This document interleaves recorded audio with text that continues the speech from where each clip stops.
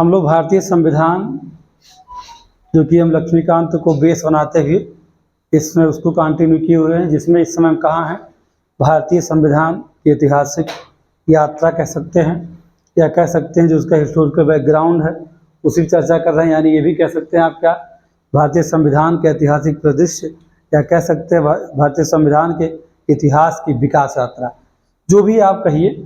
उसी में इस समय हम कहाँ हैं, कैबिनेट मिशन पे चर्चा पहले मैं कर चुका हूँ। कैबिनेट मिशन योजना जो कि 1946 में आई थी, जिसमें इसके पहले लेक्चर हो चुका है।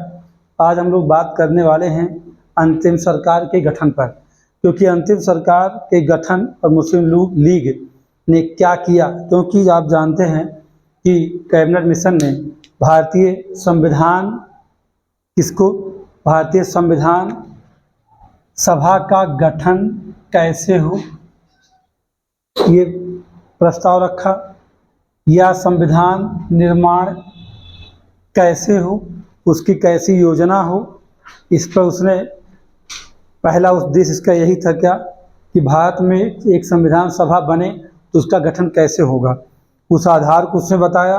दूसरा क्या बताया कि संविधान निर्माण कैसे होगा भारत में, यानी संविधान सभा संविधान कैसे बनाएगी, उसकी योजना को भी उसने प्रस्तुत किया। साथ ही उसने आते ही इस बात को कहा था क्या कि भारत में एक अंतरिम सरकार का गठन किया जाना आवश्यक है। इस समय अगर बात किया जाए तो इस समय भारत के वायसराय कौन है, लॉर्ड वेवल हैं। कौन है, लॉर्ड वेवल हैं। 16 मई 1946 की बात है। कब की बात है, 16 मई 1946। 16 मई 1946 को लॉर्ड वेवल ने क्या किया, उन्होंने एक अंतिम सरकार जो बनाने का एक प्रस्ताव था उसे रखा। किसके सामने, कांग्रेस के सामने। आप जानते हैं कांग्रेस वही जिसकी स्थापना 1885 में हुई थी, है ना, उसी कांग्रेस जिसका उस समय अगर बात किया जाए जब लॉर्ड वेवल ने अंतिम सरकार के गठन की बात की कांग्रेस से, तो उस समय कांग्रेस का नेतृत्व पंडित जवाहरलाल नेहरू कर रहे थे।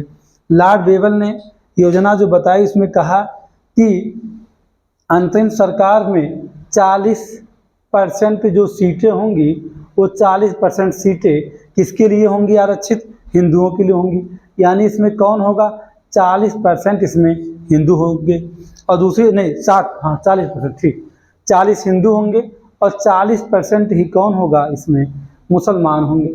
किसको कहा, मुसलमान को। और जो शेष बच रहे हैं यानी 20%, कहा 20% में सिख होंगे और जो भारतीय ईसाई हैं, जो भारत में रहने वाले क्रिश्चियन हैं वो होंगे, और SC ST पारसी, इन सब के लिए कहा कि जो संविधान सभा बने उसमें तो अगर देखेंगे आप संविधान सभा में सामान्य का, सिख का और मुसलमान का, तीन ही का विभाजन किया गया है। लेकिन अंतिम सरकार में जो बात थी ये कहा गया कि 40% सीटें किसके पास होंगी, हिंदू के पास, और 40% सीटें किसके पास होंगी, मुसलमानों के पास। तो जो बचा शेष 20% उसमें कौन लोग होंगे, सिख होंगे, भारतीय ईसाई होंगे, SC होंगे और जो पारसी होते हैं उन लोगों को शामिल किया जाएगा। ऐसी सीटों का आवंटन किसने किया, लॉर्ड वेवल ने, जो योजना अंतिम सरकार के गठन की 16 मई 1946 को प्रस्तुत किया था। उस योजना में लॉर्ड वेवल ने इस बात को बताया था। और दूसरी बात क्या है कि ऐसा भी था कि उसने कहा कि यदि मान लीजिए कोई ऐसा दल है, कोई ऐसी पार्टी हो कि अंतिम सरकार का गठन जब हो रहा है, तो मान लीजिए भारत की कोई ऐसा दल, यानी जिसे आपको कह सकते हैं कोई राजनीतिक पार्टी, जैसे कि मुस्लिम लीग, अगर कोई ऐसा दल जो चाहता है कि हम अंतिम सरकार में नहीं शामिल होना चाहते हैं, हम उसे गठन में हिस्सा नहीं लेंगे, तो वो आज़ाद है। मतलब वो चाहे तो शामिल हो और चाहे ना शामिल हो। और इसी बात को समझ करके आप ये समझिएगा, जो मुस्लिम लीग है ना, मुस्लिम लीग शामिल नहीं हुई थी, ये तो बाद में शामिल होगी, पहले मुस्लिम लीग शामिल नहीं हुई थी। कहाँ, अंतिम सरकार के गठन में। अब हुआ क्या कि जब चूंकि योजना प्रस्तुत कर दिया गया और वेवल ने कहा आपकी इच्छा पर निर्भर है कि कोई राजनीतिक दल चाहे तो वह इसका हिस्सा बने, किसका, अंतिम सरकार का, और चाहे तो ना बने। उसने कहा सरकार तो तब भी बनेगी। कांग्रेस और मुस्लिम लीग दो थे भारत में उस समय की अगर बात किया जाए तो दो पार्टियां बहुत मुख्य थी। कौन कौन सी? एक कांग्रेस थी, एक मुस्लिम लीग थी। दोनों के बीच में बैठकें हुई और दोनों ने बड़े हिचकिचाहट के साथ कैबिनेट मिशन के इस योजना को, यानी बेबल कमीशन नहीं, बेबल के इस योजना को दोनों ने बड़ी हिचकिचाहट के साथ स्वीकार किया। यानी मुस्लिम लीग ने पहले कहा कि ठीक है, हम भी इस बात को मानते हैं कि भारत में अंतरिम सरकार गठन होना चाहिए, और कांग्रेस ने भी इसको एक्सेप्ट किया कि हाँ होना चाहिए। अगर देखा जाए तो ये कहा जाए एक लाइन में हिचकिचाहट दोनों में थी, लेकिन अगर देखा जाए तो अंतोगत्वा में कांग्रेस और मुस्लिम लीग दोनों ने इसे स्वीकार कर लिया था, अंतिम सरकार गठन को। अब लेकिन क्या हुआ कि स्वीकार तो कर लिया। 6 जून 1946, मैंने कहा 16 मई 1946, और एक डेट और इसमें है, कौन सा? 6 जून 1946 को लीग, और क्या कहते हैं 26 जून 1946 को कांग्रेस ने किसे स्वीकार किया? किसे? अंतिम सरकार को। 6 जून को कौन? मुस्लिम लीग, और 26 जून को कौन? कांग्रेस। कांग्रेस ने इसे स्वीकार कर लिया। ये सारी बातें ठीक थी। बाद में क्या हुआ कि कांग्रेस ने कहा कि ऐसा है कि हम अंतिम सरकार का हिस्सा नहीं बनेंगे। कांग्रेस ने स्वयं इसको इनकार करने का प्रयास किया, कहा कि हम इसमें शामिल नहीं होंगे। और मुस्लिम लीग चूँकि उठापटक चल रही थी, मुस्लिम लीग और कांग्रेस में बनता नहीं था। कांग्रेस ने कहा 26 जून को तो कहा ठीक, 6 जून को इसने कहा दिया मुस्लिम लीग ने कि हम अंतिम सरकार का हिस्सा बनेंगे, और 26 जून को कांग्रेस ने कहा ठीक हम भी बनेंगे। लेकिन पता नहीं क्या हुआ कि जब कांग्रेस की कार्यकारिणी की बैठक हुई तो उस बैठक में क्या हो गया कि उसने मना कर दिया, कहा हम अंतिम सरकार में शामिल नहीं होंगे। अब बेबल को टेंशन हो गया। किसे? लॉर्ड बेबल को। लॉर्ड बेबल ने कहा ये तो अगर कांग्रेस नहीं शामिल होगी तो मुस्लिम लीग तो इतनी सी पार्टी छोटी सी है, वो बहुत जो है सूक्ष्म लोगों का नेतृत्व करती है, वो क्या अंतिम सरकार का गठन कर पाएगी? तो बेबल को इस बात का टेंशन हो गया कि क्या मुस्लिम लीग अकेले सरकार बना सकती है? अब मुस्लिम लीग लेकिन इसमें खुश हो गई। कांग्रेस ने कहा कि हम नहीं शामिल होंगे। अब मुस्लिम लीग को प्रसन्नता हो गई, अब तो हमारा बल्ले बल्ले है, यानी कांग्रेस नहीं रहेगी तो 40% अकेले में 80% में कौन हो जाएगा? मुस्लिम लीग। बाकी छोटे जो लोग हैं उसमें शामिल हो जाएंगे। तो जब से कौन? मुस्लिम लीग ने अंतिम सरकार बनाने की बात पेश की किसके सामने? लॉर्ड बेबल के सामने।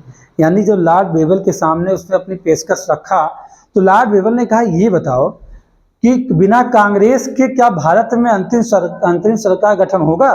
क्योंकि ये कांग्रेस तो भारत की मुख्य पार्टी है, और भारत की मुख्य पार्टी अगर अंतिम सरकार में नहीं है तो कैसे सरकार बनेगी? तो इसीलिए बेबल ने इनकी बात को माना नहीं। किसके? मुस्लिम लीग के। यानी उनकी पेशकश को ठुकरा दिया, कहा ये कैसे हो पाएगा, बिना कांग्रेस के भारत में अंतिम सरकार का गठन नहीं होगा। तो 1 अगस्त का समय आ गया। अब बात मेरी यहाँ आ गई, क्योंकि कहानी, अब भूमिका तो आपको पता होना चाहिए कैसे पीछे कहानी है। और मुस्लिम लीग अकेले ही, यही सवाल आपके सामने आ सकता है कि क्या अंतिम सरकार बनाने के लिए मुस्लिम लीग ने अकेले ही वायसराय के समक्ष पेशकश की थी? तो हाँ की थी, ये कथन कौन का सवाल है। लेकिन लॉर्ड बेबल ने स्वीकार नहीं किया था। क्यों नहीं स्वीकार किया था? क्योंकि लॉर्ड बेबल ने कहा कि भारत की मुख्य पार्टी कांग्रेस है, और कांग्रेस जब इसमें नहीं शामिल है तो अंतिम सरकार गठन होगा ही नहीं। अब बेबल को टेंशन था कि होगा क्या। बेबल ने 1 अगस्त को अपनी बात किससे कहा? अंतिम सरकार गठन के लिए लॉर्ड बेबल ने 1 अगस्त 1946 को जवाहरलाल नेहरू को निमंत्रण भेजा। यानी निमंत्रण भेजा कि महोदय आप जो है अंतिम सरकार के गठन करने की तैयारी कीजिए, और आप आइए और जो है अंतिम सरकार गठन करिए, या ऐसा मैं चाहता हूँ, अपनी इच्छा उसने व्यक्त किया। अब 8 अगस्त, 1 अगस्त को इसने कहा, किसने कहा? लॉर्ड बेबल ने। तो 8 अगस्त, क्योंकि डेट की बड़ी महत्ता, भाई ध्यान रखिएगा आप, डेट की महत्ता इसलिए है क्योंकि प्री एग्जाम आप दे रहे हो, तो प्री एग्जाम में एक सवाल आपसे कहाँ पूछ लिया जाता है, जो फैक्ट बेस होता है कि अंतिम सरकार के गठन का निमंत्रण लॉर्ड वेवल ने कांग्रेस के समक्ष कब रखा था? तो 1 अगस्त 1946 को। फिर दूसरा क्या हो सकता है कि लॉर्ड वेवल द्वारा अंतिम सरकार बनाने का निमंत्रण कांग्रेस को दिया गया था, कांग्रेस ने अपनी स्वीकृति कब प्रदान की थी? 8 अगस्त 1946 को। ध्यान रखिएगा, जब वेवल ने कहा तो कहा ठीक है विचार करेंगे, तो कांग्रेस ने विचार किया, 1 अगस्त को निमंत्रण मिला और 8 अगस्त 1946 को कांग्रेस की कार्यकारिणी की बैठक हुई और उसमें ये बातें कह दी गई कि चलो ऐसा करते हैं, अंतिम सरकार का गठन कर ही लेते हैं, क्योंकि हम तो कैबिनेट मिशन योजना को स्वीकार करते हैं। कांग्रेस ने कहा जब हम कैबिनेट मिशन योजना को स्वीकार कर रहे कैबिनेट मिशन 1946 को, तो हमें वो जो उसका उद्देश्य है उसे मानने में कोई बुराई नहीं है। और कांग्रेस से बात कह सकते हैं कि सूझबूझ सोच समझ करके ऐसा निर्णय लिया। अब 8 अगस्त को अपनी इच्छा जाहिर कर दिया। अब हुआ क्या कि 12 अगस्त 1946 को दोबारा फिर कौन, अभी आज 24 की बात मत करिएगा, 12 अगस्त जब इच्छा जाहिर किया तो 12 अगस्त 1946 को किसने? लॉर्ड वेवल ने कहा कि अब आप आइए और सरकार का गठन करिए। पहले निमंत्रण दिया था, स्वीकार करना ना करना आपकी जिम्मेदारी। कब निमंत्रण दिया था? निमंत्रण कब दिया था? 1 अगस्त को। कहा आना हो तो दावत उड़ाने आना और नहीं मत आना, कोई बात नहीं है। तो कांग्रेस ने विचार विमर्श किया कब? 8 तारीख को, और अपनी इच्छा जाहिर कर दिया। तो उसने 12 अगस्त को क्या कहा लॉर्ड वेवल ने? कहा जाओ दरवाजा खुला है, सरकार का गठन करो। अब कांग्रेस ने स्वीकार कर लिया, लेकिन क्या रहा कि कांग्रेस ने भी कोशिश किया। कांग्रेस सोचा क्यों ना, जब हम अब अंतिम सरकार गठन करने जा रहे हैं तो मुस्लिम लीग को भी हम साथ में जोड़ते हैं। कांग्रेस ने भी बहुत प्रयास किया कि मुस्लिम लीग अंतिम सरकार के गठन में शामिल हो जाए, लेकिन मुस्लिम लीग शामिल नहीं हुई, क्योंकि उसे चिढ़ हो गई थी किससे? लॉर्ड वेवल से। वेवल से चिढ़ थी, क्योंकि अकेले जब बनाना चाह रही थी तो वेवल ने उसे महत्व नहीं दिया था। उसे कह दिया था कि इसमें तो बहुत कम लोगों की संख्या है, तो ये क्या अंतिम सरकार गठन करेंगे? तो उसको एक चिढ़ हो गया और कहा मैं इसका हिस्सा नहीं बनूंगी। कांग्रेस ने भी कोशिश किया, लेकिन ऐसा हो नहीं पाया। ठीक, अब हो नहीं पाया और मुस्लिम लीग कहाँ हो गई? किनारे हो गई। मुस्लिम लीग कहाँ हो गई?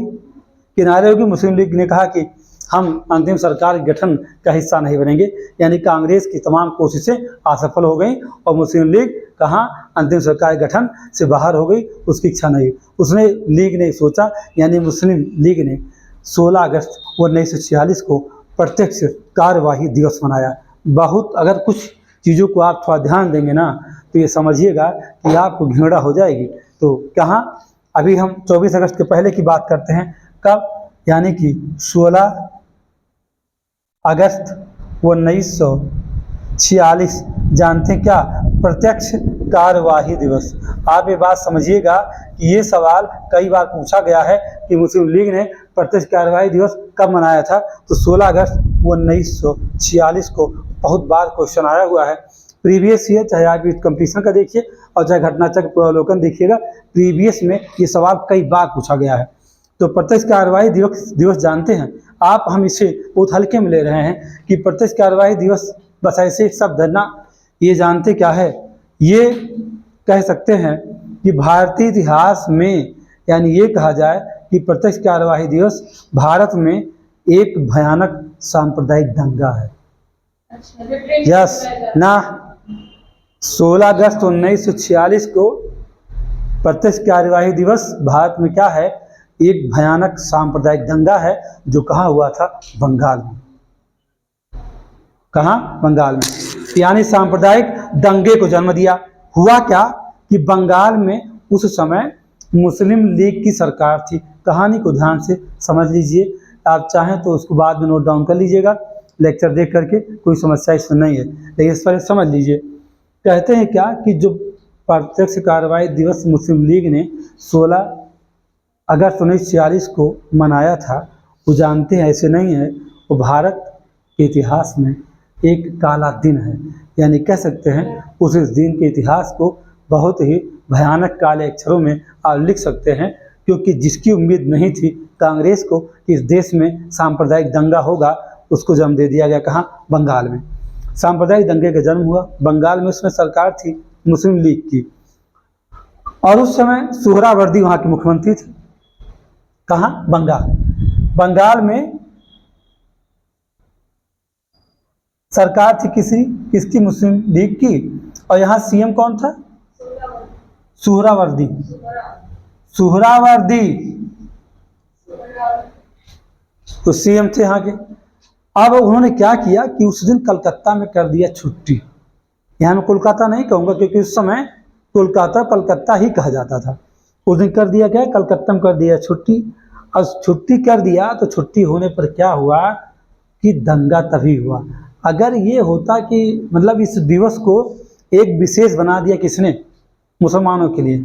सुहरावर्दी ने बंगाल में इस प्रत्यक्ष कार्रवाई दिवस जिसे मुस्लिम लीग मना रही थी उसको एक विशेष दिवस बना दिया और कर दिया क्या? हॉलीडे बंगाल में। और जिससे लोगों ने क्या कर लिया? दंगा कर लिया, यानी सांप्रदायिक दंगा। बहुत सारे हिंदुओं को काट पीट के बराबर कर दिया गया। ये एक ऐसा दंगा है। मौलाना आज़ाद ने कहा, मतलब एक भयानक सांप्रदायिक दंगा भड़क उठा कब? 16 अगस्त 1946 को। तो मौलाना अबुल कलाम आज़ाद ने कहा था 16 अगस्त का दिन भारत के इतिहास में काले अक्षरों में लिखा जाने वाला दिन होगा। ऐसा किसने कहा था? अबुल कलाम आज़ाद ने। ये स्टेटमेंट सीधा एग्जाम में आ सकता है। यानी अंतरिम सरकार के गठन के पहले की बात मैं करूँ आपसे, अंतरिम सरकार के गठन के पहले ही इस देश में सांप्रदायिक दंगा हुआ। यानी कहाँ? आप कह सकते हैं कि 16 अगस्त और 24 अगस्त यानी 12 अगस्त को कोशिशें की गई थी। कांग्रेस ने भी कोशिश किया था कि मुस्लिम लीग अंतिम सरकार गठन का हिस्सा बन जाए, लेकिन वह उसका हिस्सा नहीं बनना चाहिए। उसने मना कर दिया। लाख कोशिशें कांग्रेस की सब बेकार हो गई। और मुस्लिम लीग ने क्या किया? 16 अगस्त को इस देश में क्या प्रत्यक्ष कार्यवाही दिवस को मनाया। और बंगाल में सबसे ज़्यादा प्रभाव हुआ। इस देश में सांप्रदायिक दंगे का जन्म हुआ क्योंकि मुस्लिम लीग की सरकार थी कहाँ? बंगाल में। वहाँ का सीएम, वहाँ का मुख्यमंत्री सुहरावर्दी था। उसने क्या किया? कलकत्ता में पूरा दिन क्या कर दिया? हॉलीडे घोषित किया, छुट्टी कर दिया और सांप्रदायिक दंगे को अंजाम दिया। अगर ये कहा जाए कि ऐसा दंगा भड़का कि इससे बहुत ही लोगों की किसकी कह सकते हैं कि जान माल दोनों को क्षति हुई। और इस पर अबुल कलाम आज़ाद ने कहा कि 16 अगस्त का दिन भारत के इतिहास में काले अक्षरों में लिखा जाने वाला दिन होगा। अब आप समझ सकते हैं कि मौलाना अबुल कलाम आज़ाद को इससे कितना दुख हुआ।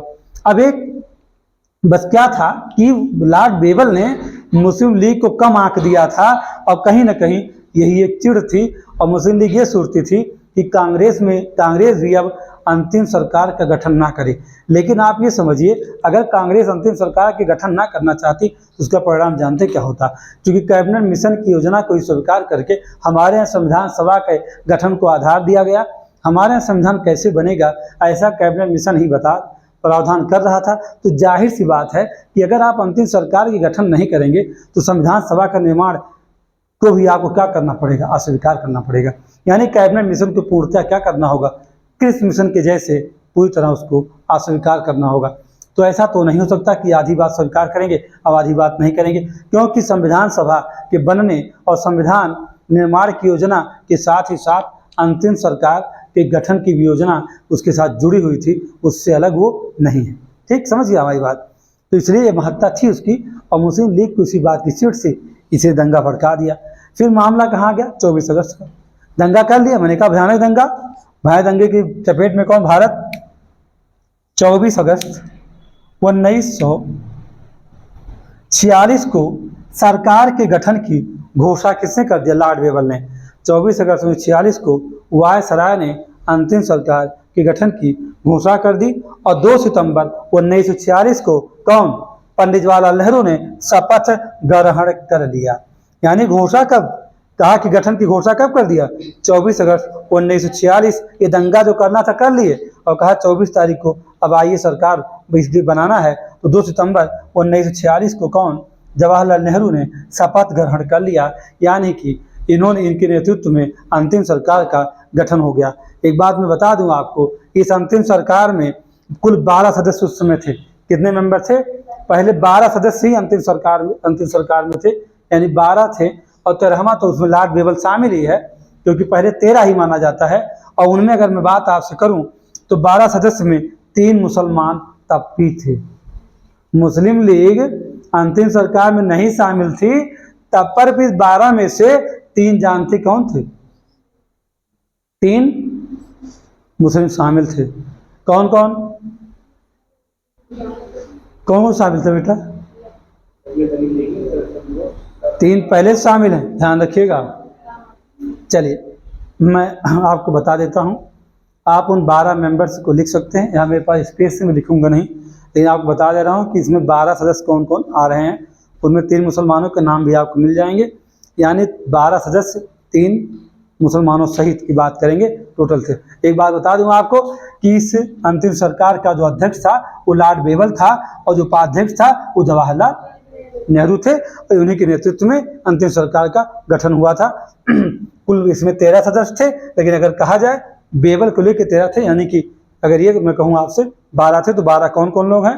जवाहरलाल नेहरू उपाध्यक्ष थे, यानी जेएल नेहरू, लिखिएगा कहीं शॉर्ट में लिख लीजिएगा आप, जेएल नेहरू, वल्लभ भाई पटेल, आसफ अली,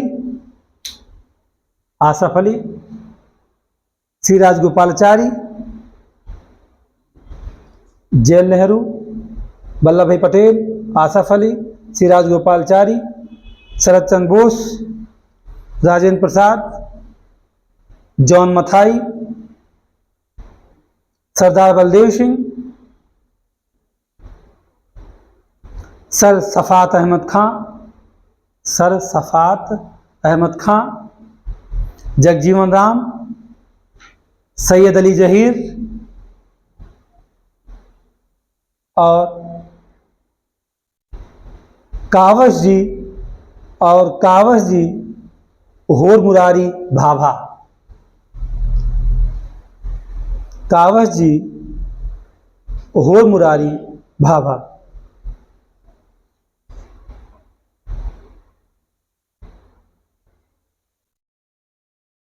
ठीक समझ गए? उसमें आप 3 मुसलमान आपको मिले हुए हैं। देखिए आप इस स्पेक्ट्रम में इन बातों को देख सकते हैं, वहाँ सारी बातें हैं, कोई सी बात नहीं पढ़ा रहा हूँ भारतीय संविधान में आपको, लेकिन आप जानते हैं कि जो आपका मॉडर्न इंडिया है उसका लास्ट चैप्टर जो संविधान का विकास क्रम है ना, वहीं से ये सारी बातें हैं, तो वहाँ भी पढ़ सकते हैं। आप एम लक्ष्मीकांत पढ़ रहे हैं तो आप वहाँ ऐतिहासिक परिधि से ही पढ़ सकते हैं अंतिम सरकार को। बस इतना है कि एम लक्ष्मीकांत पे बहुत सारी बातें नहीं दी गई हैं, तो लिंक करके आपको बता दिया जा रहा है। तो अब हुआ क्या, इसके बाद की बात करते हैं। अगर मैं आपसे ये कहूँ कि अंतिम सरकार का गठन हो गया, शपथ हो गया, अंतरिम सरकार का गठन, यानी कि ये कह सकते हैं कि इसका परिणाम क्या है? परिणाम ये है कि अंग्रेजों के भारत आगमन के बाद भारत में पहली बार ऐसी सरकार बनी जिसकी बागडोर किसी भारतीय के हाथ में है। समझिएगा मेरी बात को, यानी अंग्रेजों के भारत आगमन के बाद पहली बार ऐसा हुआ कि शासन सत्ता की बागडोर या शासन की कुंजी किनके हाथों में थी? भारतीयों के हाथों में थी। एक बात ये पता लग गया कि ये भी कहा गया कि इसमें 2 मुस्लिम सदस्यों को शामिल कर लिया गया। कांग्रेस ने फिर कोशिश करना शुरू कर दिया, किसको? कि 15 अक्टूबर 1946 का समय आ गया। 15 अक्टूबर 1946 को कांग्रेस ने फिर प्रयास करना शुरू किया, किस बात को लेकर के? कि कैसे न कैसे हम मुस्लिम लीग को क्या करें, शामिल कर लें।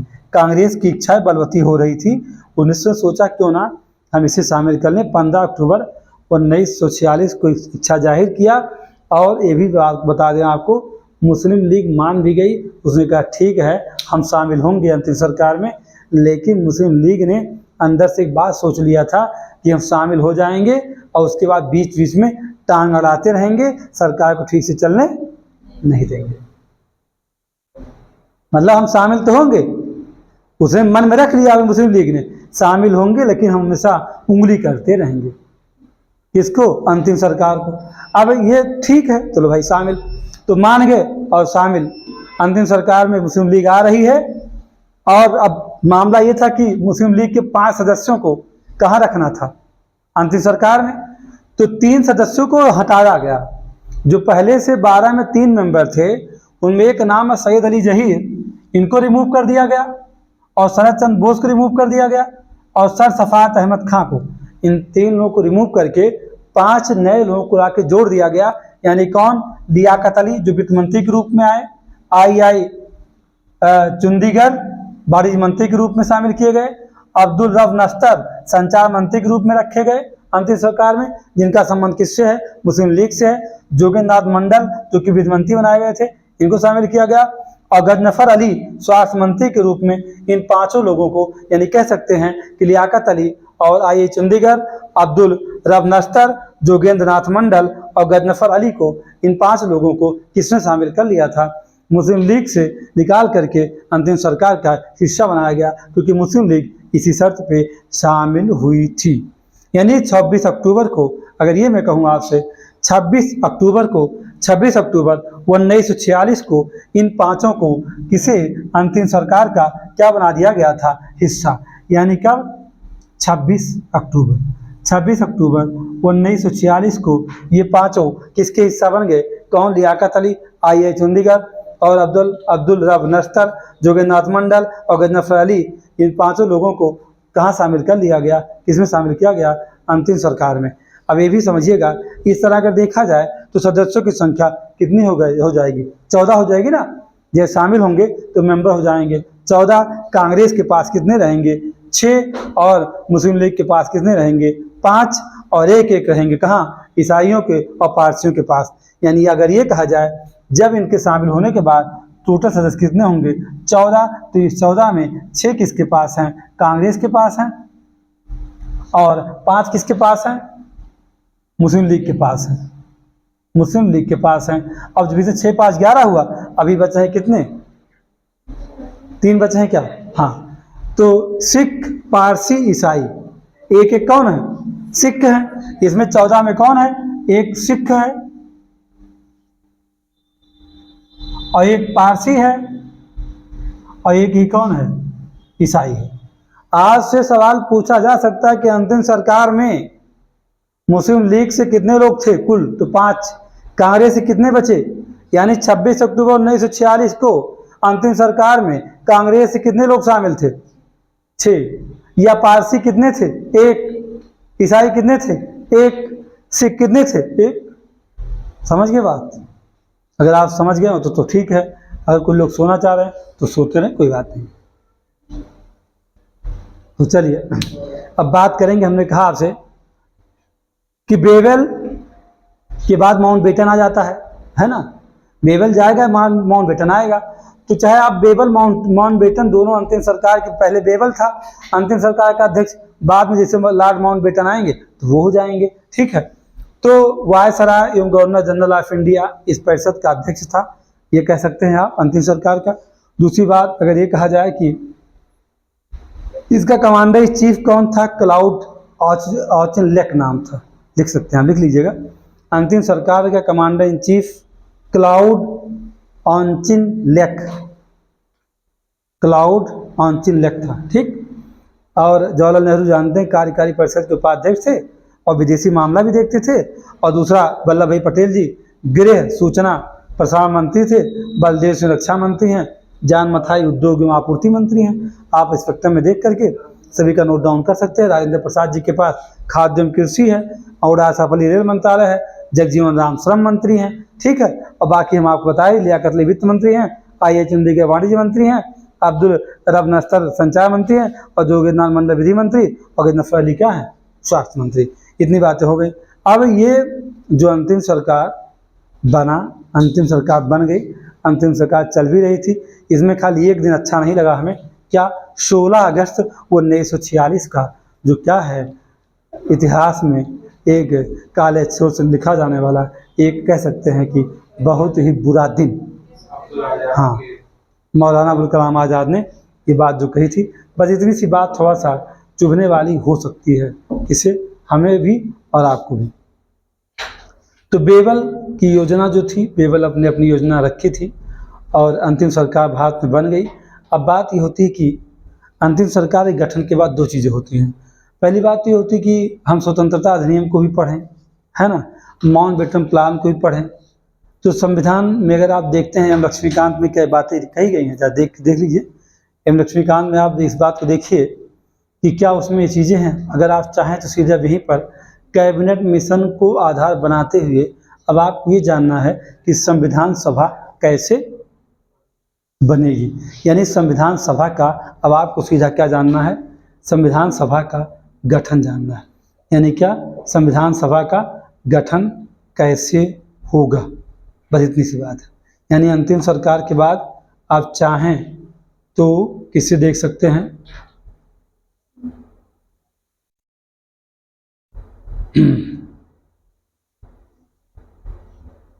और अंतिम सरकार हो गया। हाँ, एक चीज़ हो सकता है, आप थोड़ा सा इसमें माउंटबेटन प्लान को रख सकते हैं। जो माउंटबेटन योजना है, चूँकि बेवल के बाद वही आता है कौन, ब्रिटिश प्रधानमंत्री क्लेमेंट एटली ने क्या किया था। ब्रिटेन के प्रधानमंत्री थे, उनका नाम था क्लेमेंट एटली। उन्होंने क्या किया, 20 फरवरी 1947 को ये घोषणा कर दिया था कि ऐसा कुछ करिए कि जो ब्रिटिश सरकार है उसकी जिम्मेदारी बनती है कि भारत को 30 जून 1948 के पहले सत्ता सौंप दीजिए। ऐसा घोषणा किसने कर दिया था, क्लेमेंट एटली ने। क्लेमेंट एटली ने इस बात की घोषणा कर दिया कि 30 जून 1948 के पहले भारत को क्या दे दिया जाए, सत्ता। और ये घोषणा उन्होंने कर दिया कब, 20 फरवरी 1947 को एटली ने कर दिया था। और इसीलिए माउंटबेटन को आना पड़ा। माउंटबेटन भारत इसलिए आया कि वह सत्ता का हस्तांतरण निर्बाध तरीके से कर सके। यानी जब अंतिम सरकार का यहाँ गठन हो गया तो कहीं ना कहीं योजना तो पूरी हो ही रही है, और संविधान सभा बनना ही बनना है।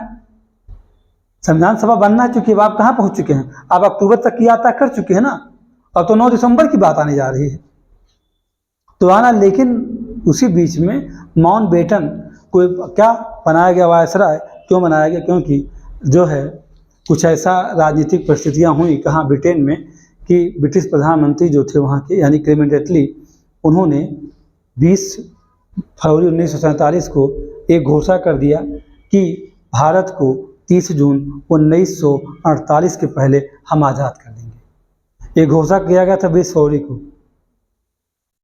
1947 को। और देश कब आज़ाद हुआ आपका, 15 अगस्त 1947। ये बताया गया था, ये हिदायत दिया गया था माउंटबेटन को कि आप जाइए भारत में और सत्ता का निर्बाध हस्तांतरण करिए, सत्ता भारतीयों को सौंप दीजिए। उनमें कोई अगर विवाद हो, जो वहाँ बहुत आंदोलनकारी हैं, पार्टियां हैं, तो उनके बीच के विवादों का क्या कर दीजिए, अंत कर दीजिए। ये किसने कहा था, ये क्लेमेंट एटली ने कहा था। माउंटबेटन इसीलिए भारत आ रहा है, क्यों, क्योंकि 30 जून 1948 के पहले भारतीयों को सत्ता सौंपनी है। माउंटबेटन भारत आया वायसराय बनकर। उसने देखा कि बहुत सारी बातचीत है, क्योंकि यहाँ आप संविधान पढ़ रहे हैं तो मॉडर्न इंडिया की सारी बातें लाने की कोई जरूरत इसमें नहीं है। वहाँ माउंटबेटन प्लान आप पढ़ेंगे। माउंटबेटन ने कांग्रेस से, मुस्लिम लीग से और सभी लोगों से बात करता रहा, लेकिन सहमति नहीं बन पा रही थी। सहमति ना बनने की वजह से देश का विभाजन हो गया है। अंतिम दौर कहाँ पहुँचे विभाजन, श्री राजगोपालाचारी महात्मा गांधी पहले नहीं चाहते थे कि देश का विभाजन हो, लेकिन जब नहीं माना, कौन, मुस्लिम लीग ने नहीं माना, तो कांग्रेस किसको, महात्मा गांधी ने कहा ठीक है जाओ विभाजन कर ही लो, अब हम क्या करें इसमें। जबकि चाहते नहीं थे, बहुत जिद होने के बाद उन्हें विभाजन का कहा ठीक है कर लीजिए। तो माउंटबेटन ने जो है योजना बनाई थी, उसे मनबाटन योजना कहते हैं।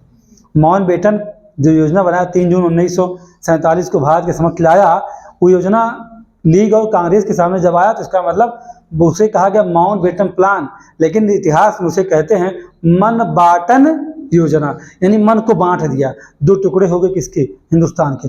जब नहीं मान रहे थे लोग तो माउंटबेटन ने भी कहा था कि छोटे छोटे जो चाहे रियासतें अलग हो जाएं। यानी भारत को पहले क्या बना दिया गया था, बालकनी कॉलोनी कहूँगे भाई, बालकनी सदभाव याद आ रहा है, लेकिन कॉलोनी बना दिया था उसने। छोटी छोटी भारत को, एक देश को उसने कॉलोनियों में बांटने का प्रयास किया था, कहा गया मन बांटन योजना। अब उसके बाद जाहिर सी बात, अगर आपको आज़ादी सौंपनी है किसे, भारत को, तो यही, चूंकि यहाँ पढ़ने की जरूरत है नहीं संविधान के साथ, स्वतंत्रता अधिनियम 1947 आप लक्ष्मीकांत को देखेंगे, उसमें बातें मिलेंगी कि स्वतंत्रता अधिनियम 1947 को लाया जाएगा। यानी प्रथम कहा जाएगा स्वतंत्र भारत का प्रथम मंत्रिमंडल 15 अगस्त 1947 को आज़ाद होने के बाद देश के प्रथम मंत्री कौन, जवाहरलाल नेहरू ने 15 सदस्यीय मंत्रिमंडल का गठन किया।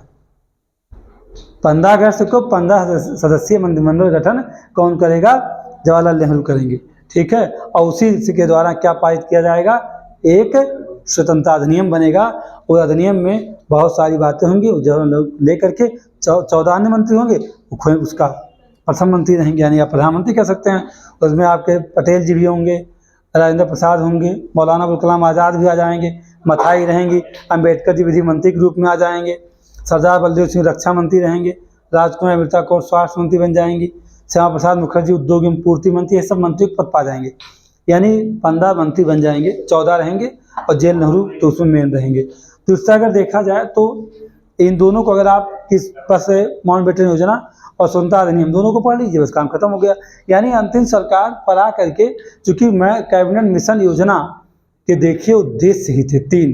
पहला उद्देश्य था क्या, पहुंचते भैया हम भारत में क्या गठित करेंगे, अंतिम सरकार, और दूसरा क्या करेंगे, भारत में संविधान सभा कैसे बनेगी इसकी योजना प्रस्तुत कर देंगे, भारत में संविधान कैसे लिखा जाएगा इसकी योजना भी हम, के निर्माण कैसे होगा वो भी योजना हम देंगे।